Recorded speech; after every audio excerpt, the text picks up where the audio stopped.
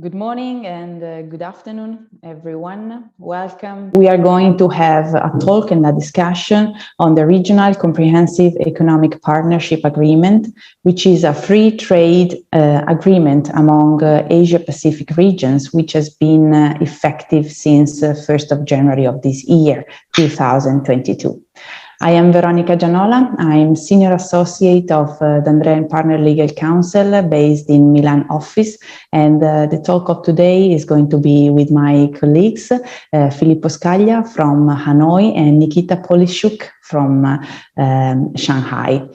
I would like to give you a brief introduction of our firm and our tax and accounting firm. So allow me to share the screen.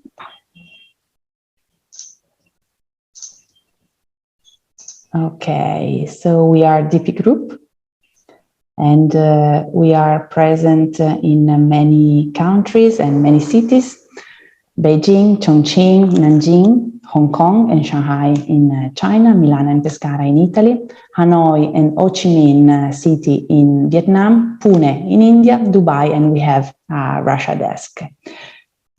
These are our core values. So corporate social responsibility, provide the best services in the fastest way, treat clients' problems as our problems, considering every employee, and excellence to reputation among many others. Our mission is to be present in every business capital of the world to make the global business environment better through our work. And as you can see here, our strengths are proven international experience, high level and strong network, international and multilingual team, excellent services in the fastest way, publications and webinars.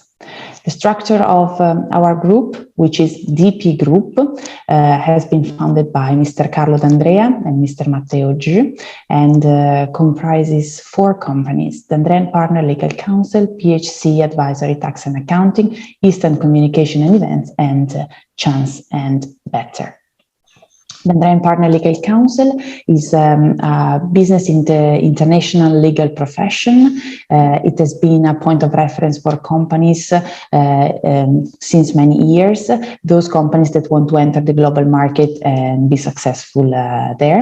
It was established by Mr. Carlo D'Andrea and Mr. Matteo G, who are 2 lawyers. One is attorney at law in Italy, and Mr. G is an attorney at law in China, both with solid experience internationally. The structure of D'Andrea & Partner Legal Counsel sees 2 partners, Mr. D'Andrea and Mr. G, who are founding and managing partner and senior partner, and then Donatella Laureti and Roberto Saccoccia in Italy, Mr. Tran CV in Vietnam, and George Anthony in India.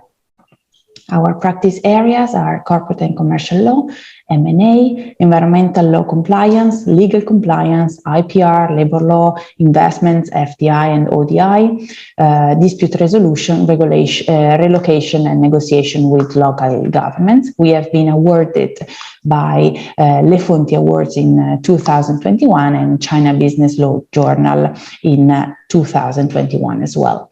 PHC Advisory Tax and Accounting is a consulting firm specialized in accounting, taxation and finance, supporting small and medium enterprises as well multinational companies in their growth in China, Vietnam, India and in Italy. The main services are accounting, outsourcing, tax compliance, treasury, financial supervision, M&A, other extraordinary activities and business consulting. EASTANT Communication and Events is the company that is powering today's webinar. So we would like to thank as well to EASTANT Communication and Events. Is a company which acts as an international agency specialized in social media management, digital marketing, PR and events planning. Founded in 2017, is based in Shanghai and assists also multinational companies interested operating in the Chinese market. Chance Better Education is another company of the group, which is in charge of the education, operating the education field, and organizes short-term visits and senior courses, internship and business visits to universities, study abroad consultation, and language training and online education. We have worked hard for our practical guides. We have many for China, IPR, FDI, FTZ, among the others, as well some international on Belarus and also Vietnam, which we will focus later, and invest in Italy. And here, because today we are focusing on Vietnam, you can see our practical guides on Vietnam, which are FDI, foreign direct investments in Vietnam, IZV, industrial zones in Vietnam, and the guide CO on the certificate of origin. Here you can see some of our clients and the cooperations that we are having with different universities around the world, in China, in Italy, in India, and in Russia. Here are our offices, and without further delay, I will now pass the word to Filippo Scaglia, who is, as I anticipated, our legal advisor in Hanoi office. Filippo, please, the floor is yours. Thank you, Veronica, for the introduction. And just give me a few seconds to share the presentation of today regarding the RCEP. Okay.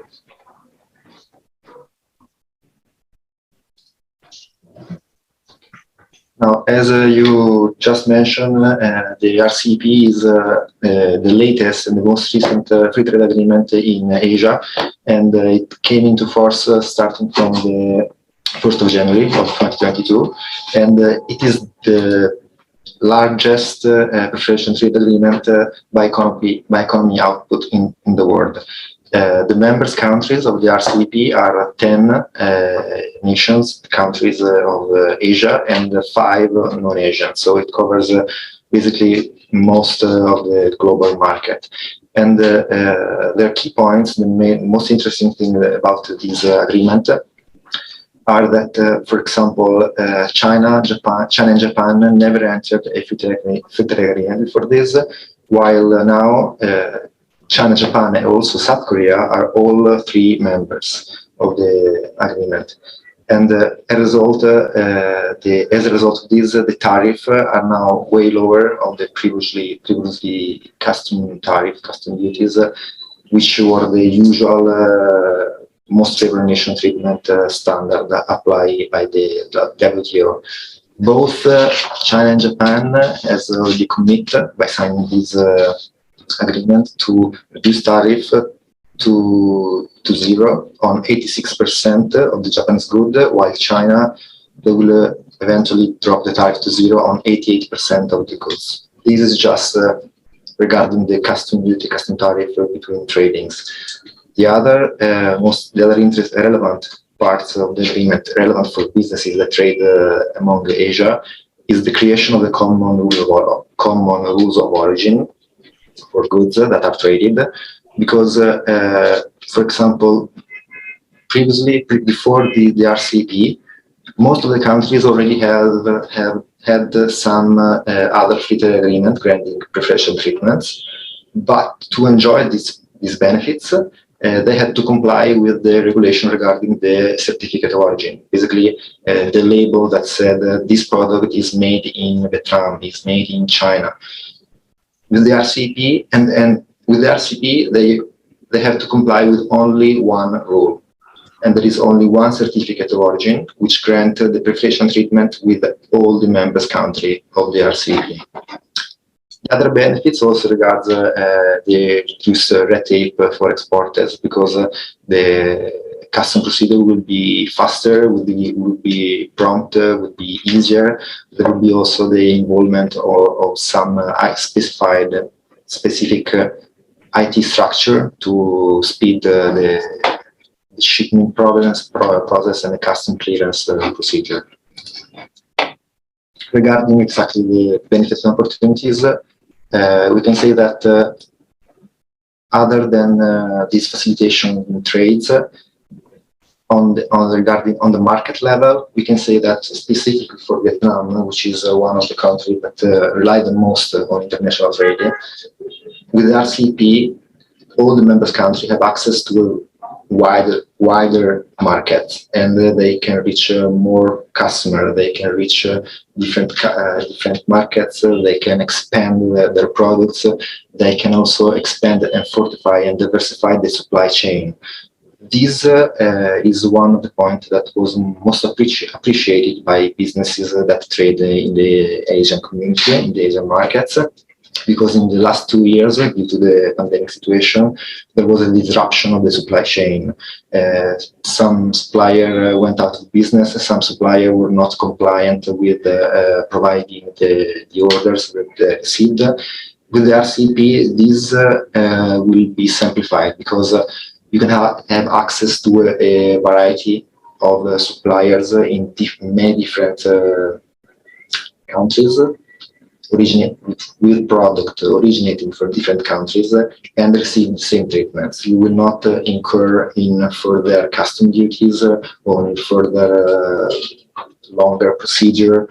This will be the same treatment for all countries, all members.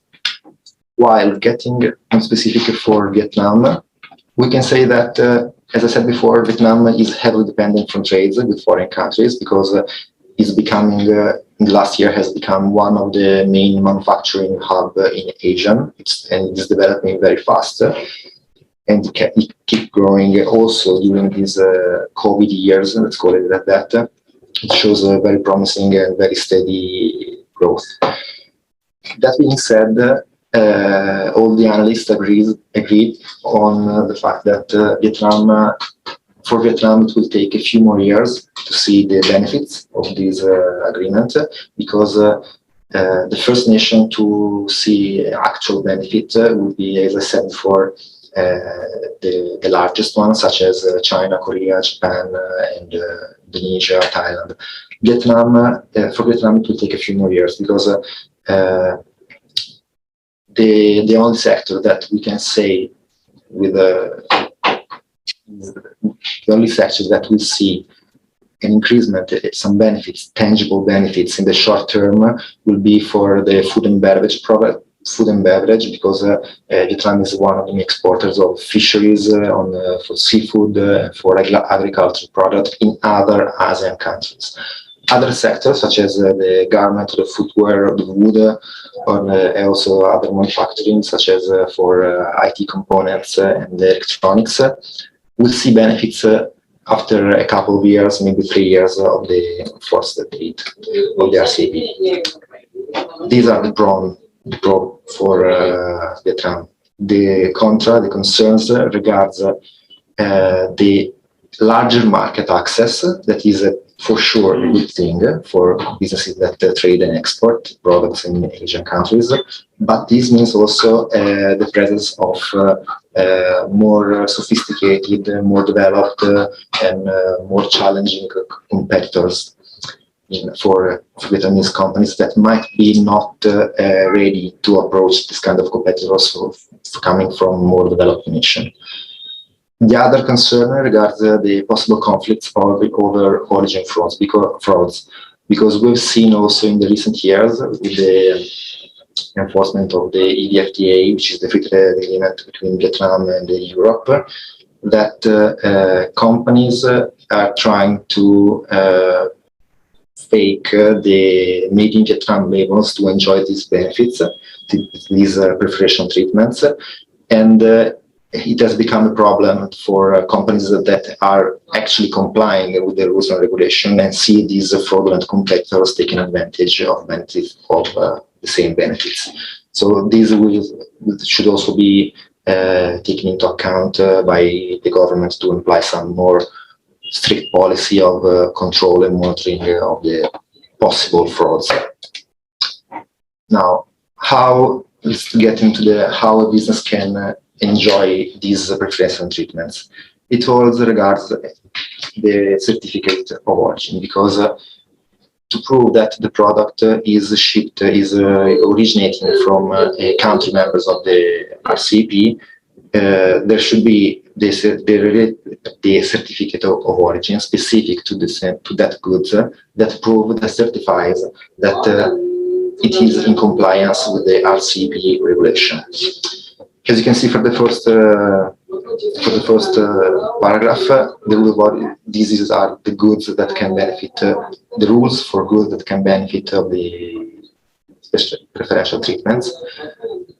What might be more interesting is the numbers for businesses that want to trade, because regarding this product-specific rules, there are 3 ways to calculate to evaluate if a good can get the certificate of origin. The first one regards the regional value content, and basically it says that the originating content must be at least 40% or more in order to qualify for the preferential rules.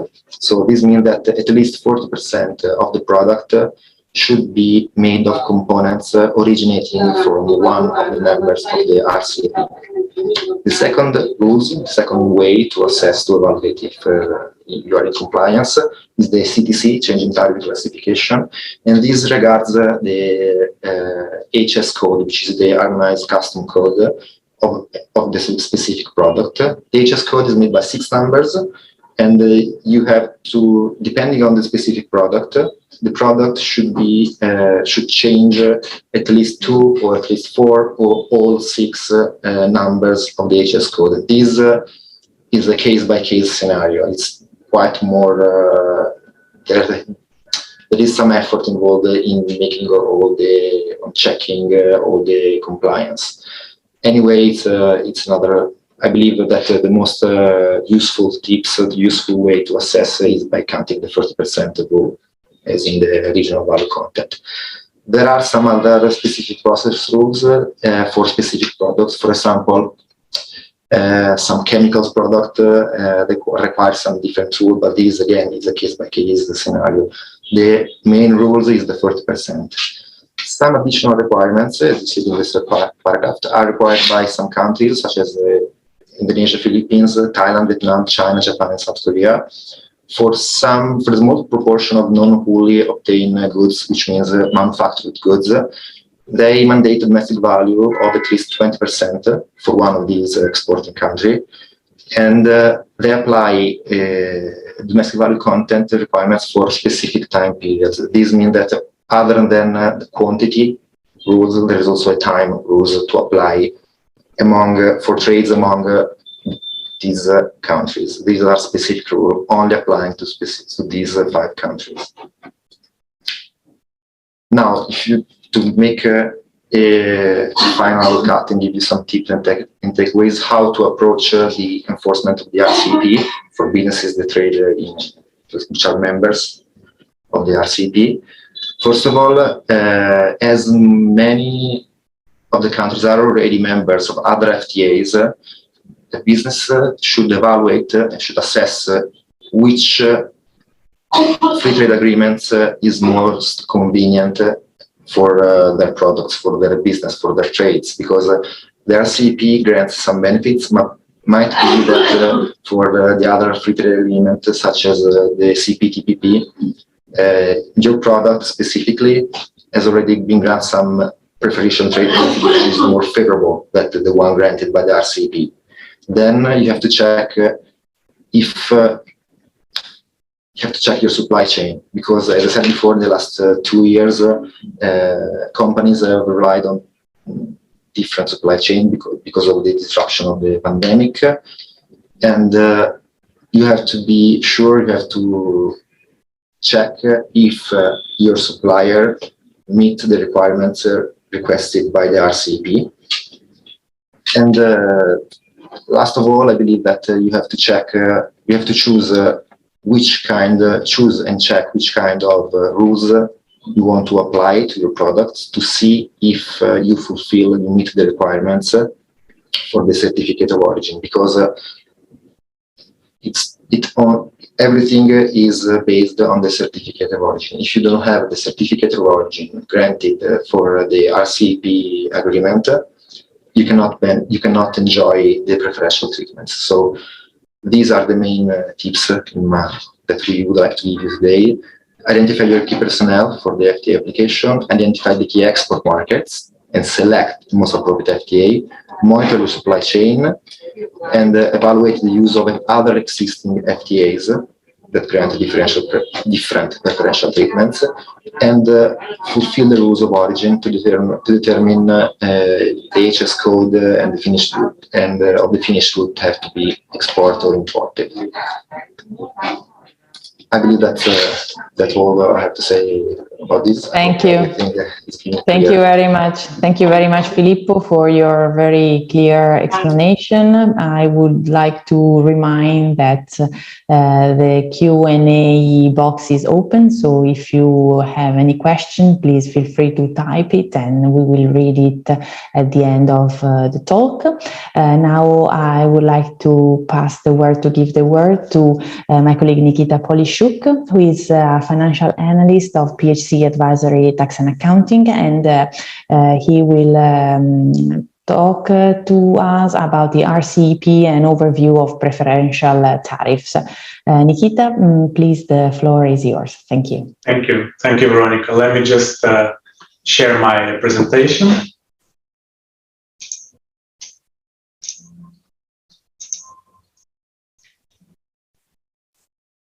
Okay. Once again, thank you, Veronica. Thank you, Filippo, for introducing the RCEP framework. In my today's presentation, actually, I would just like to focus on the preferential tariffs and what impact these tariffs are likely to have on doing business in this RCEP block. So, first off, this is the agenda for today. I'm going to briefly talk about the RCEP and then focus on the RCEP and international trade. And after that, I will highlight the 3 key sectors to which the investors could actually focus in the future when the RCEP will work fully. And of course, as the topic of today's webinar is Vietnam, we're going to have a look at how Vietnam as a country, but also Vietnamese businesses can take advantage of the new free trade agreement framework. And lastly, I will conclude with some of the potential future developments of this free trade agreement. So firstly, as previously mentioned by my colleagues, the Regional Comprehensive Economic Partnership, or as we all know it, RCEP, is essentially a free trade agreement to promote economic integration among the 15 East Asian and Pacific nations, which include Australia, Brunei, Cambodia, China, Japan, South Korea, Indonesia, Laos, Malaysia, Myanmar, New Zealand, the Philippines, Singapore, Thailand, and of course, Vietnam. It was signed, the agreement was signed actually on November 15, 2020, and as Filippo mentioned, it has officially come into force on the January the 1st, 2022, in Vietnam as per the Ministry of Industry and Trade. So let's have a look at the RCEP and the trade, how it's actually going to affect the trade in the region. So first off, of course, RCEP is likely to be instrumental to promote and advance trade relationships between the economies which are included in this agreement. The impact of RCEP on international trade is expected to be quite significant because overall, if we consider that RCEP member countries account for roughly 30% of the global GDP. And while trading goods among the RCEP members already exceeded 2.5 trillion United States dollars in 2019, which was roughly 13-14% of the global trade volume. And indeed, as I mentioned, it should be instrumental to promote trade relationships between the economies, especially between the economies whose bilateral trade relationships were not previously regulated by this agreement. So, as Filippo mentioned, there have already been some agreements in the region, but RCEP will enhance the relationship between the countries in the bloc even further. Under the RCEP framework, trade liberalization will be achieved with actually step-by-step or gradual tariff reductions to allow for significant exemptions in sensitive and strategic sectors, and many tariffs will be eliminated straight away. and some will be reduced gradually over the duration of 20 years. Nevertheless, the trade liberalization in these lines is quite significant. On average, the reduction in tariff is expected to be about 9%. And the period for preferential rates to apply is usually from the first year of revenue generation. So overall, RCEP concessions are present in all economic sectors, but I'm going to highlight 3 economic sectors in this presentation. And I'm going to start with the one which is relatively more protected by each country, which is the agriculture sector. And indeed, the commitments of the RCEP on the agriculture sector are significant, and which are likely to result in a tariff reduction of roughly 12.8% in about 8.4% of total goods. And nevertheless, I want to point out that indeed the agricultural sector remains relatively more protected, as seen by a high number of uncommitted lines of goods. For example, here I point out that food products, animal products, and vegetable products will remain relatively uncommitted. So the tariff reduction in those is not anticipated to have a significant effect on trade. Second, for the natural resources sector, generally speaking, the members of the RCEP have already essentially traded a lot, and the trade has been quite freely organized between the countries, with about 90% of HS 6-digit code products already facing essentially zero tariffs. Nevertheless, RCEP commitments are expected to result in an average reduction of about 4.8% in about 4.5% of total goods traded. And naturally, of course, just the petroleum products are going to remain quite protected and committed to the RCEP, with about 13% of lines uncommitted. And I think the most significant industry, sector, which is going to benefit from the introduction of RCEP is the manufacturing sector. As similarly with the natural resources sector, the trade and manufacturing sector goods between the members of the RCEP has already been quite liberalized. Nevertheless, the RCEP commitments are significant and are expected to result in a reduction of about 8% in about 5.5% of total goods, and with just 4% of lines of goods remain uncommitted. So this is actually a very big impact that RCEP tariff elimination and reduction will have on the trade in manufacturing goods. Importantly, there is actually a significant variance among different goods in the sector, but generally speaking, just the most sensitive goods in the sector, such as basic materials and motor vehicles, will remain relatively protected, and the rest, the trade between the others, will be quite liberalized. So moving on, just to show a few key points regarding the economic sectors. Most of the tariff concessions will apply to trade related to the 3 major economies in the agreement, namely China, South Korea, and Japan, because the trade among other countries has already been done at essentially low or zero tariffs. Second point I want to mention here is that RCEP will reduce tariffs for RCEP members, but only, again, in a limited number of products and bilateral trade flows. So as we have seen, some of the areas, some of the products which are more protected by each country, of course, the trade in those is not going to be as free as in others. Yes, so the members are going to be quite sensitive about certain products in the RCEP tariff reduction. And third, liberalization commitments will vary across trading partners, both in relation to uncommitted lines and also the magnitude of concessions.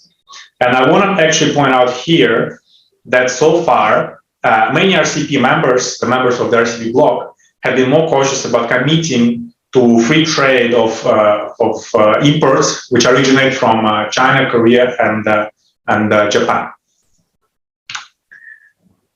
Next, let me briefly talk about the RCEP and the impact it shall have on Vietnam and Vietnamese economy.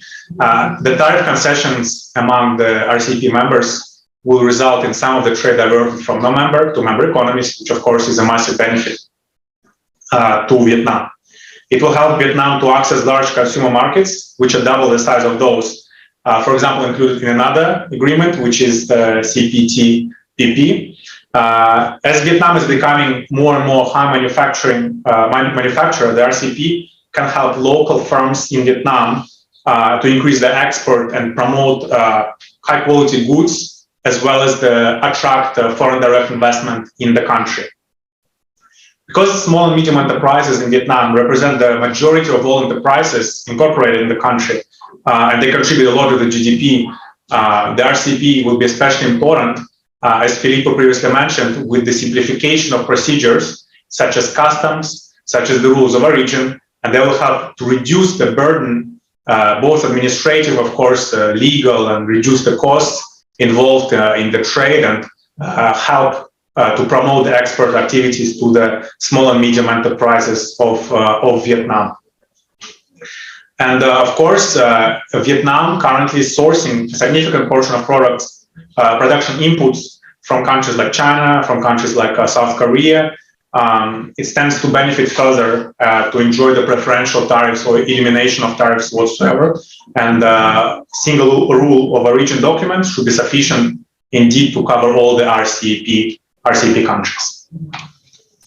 And lastly, just a few points about the future development. This is all well, but it is likely still that RCEP will take years to actually enhance the trade between the members and realize the expected benefits. So we are yet to see the results of the RCEP agreement compared to those, for example, EVFTA and CPTPP. RCEP tariff concessions are likely to significantly increase trade in many sectors. The ones I mentioned, for example, agricultural trade is expected to see large gains, about 10 USD billion. But the one sector which is expected to benefit the most is, of course, the manufacturing sector. And the tariff concessions are expected to add about 30 billion United States dollars, or about 2% to the intra-RCEP trade, to the trade between essentially the members of the RCEP bloc. And that's all for my part. Thank you very much for listening. And if you have any questions, please feel free to ask them in the chat, or send us an email, and we will be happy to answer them. Thank you. Thank you, Nikita. We do have a question, and I saw it in our Q&A box, so I will address it to you firstly. The question is, which manufacturing goods are expected to benefit most from the reduction or elimination of tariffs within RCEP? Okay. So far from what we have seen, there are several, like I mentioned, for manufacturing sector, there is quite significant variation in the specific type of goods and the reduction of tariffs. But those which are expected to benefit the most include textiles, include apparel, so essentially clothes production, chemicals, if I remember correctly, electrical appliances, as well as the office machinery. And essentially, yeah, this is going to be these indeed are the goods which, for example, for Vietnam, they represent a big chunk of exports. So this is actually quite significant for the Vietnamese economy. So I think focusing on manufacturing sector in the future and looking at the results of the RCEP is important for future investors in Vietnam and those who would like to do business with Vietnamese companies. Yeah. Clear. Thank you. And I have another question, which I can address to Filippo this time. My business is already using the other existing FTAs that my country has for exporting to the same countries within RCEP. Should I continue to use these existing FTAs or move to RCEP? Filippo, please, if you would like to give a couple of words on this. Thank you. Yes. As I said, these, I believe that it's a really case-by-case scenario, so there is no one rule for everyone, because different FTAs grant preferential custom duties to different set of goods. So it depends. It really depends on what kind of goods, what type of goods your business is focused on, and qualifying for preferential duties under different FTAs.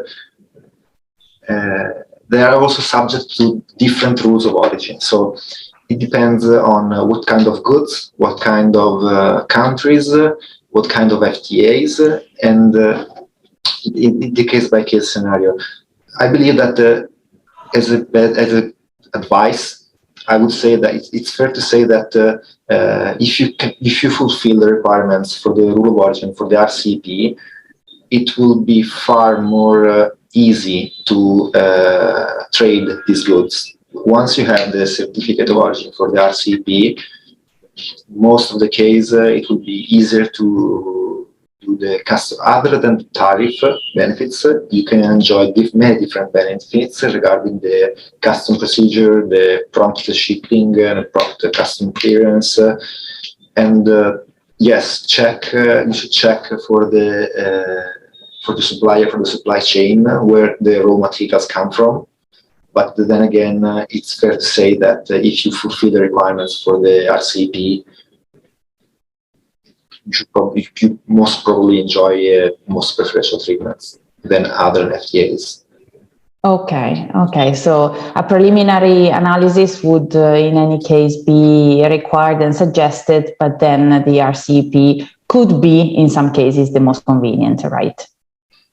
Yes, I would say so.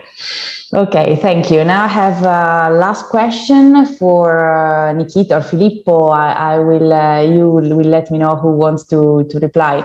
What is the feeling of the local people and entrepreneurs about the RCEP? Do you think it could be a good way to reduce the negative impact of COVID for business? How do you see the reaction of RCEP on the market? Well, I can speak for Vietnamese people and Vietnamese businessmen here and companies.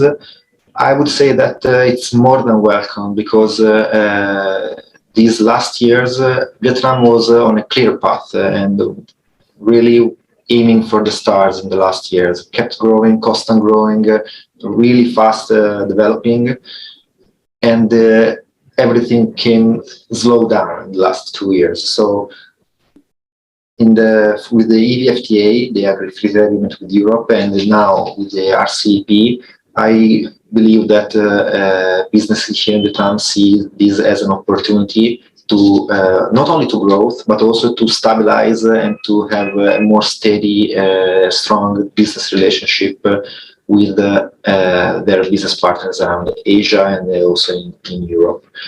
And yes, I believe it's also a way to stabilize the supply chain, which I said before, it's one of the worst consequences of this COVID pandemic. And anything that can help, it's more than welcome. Yes.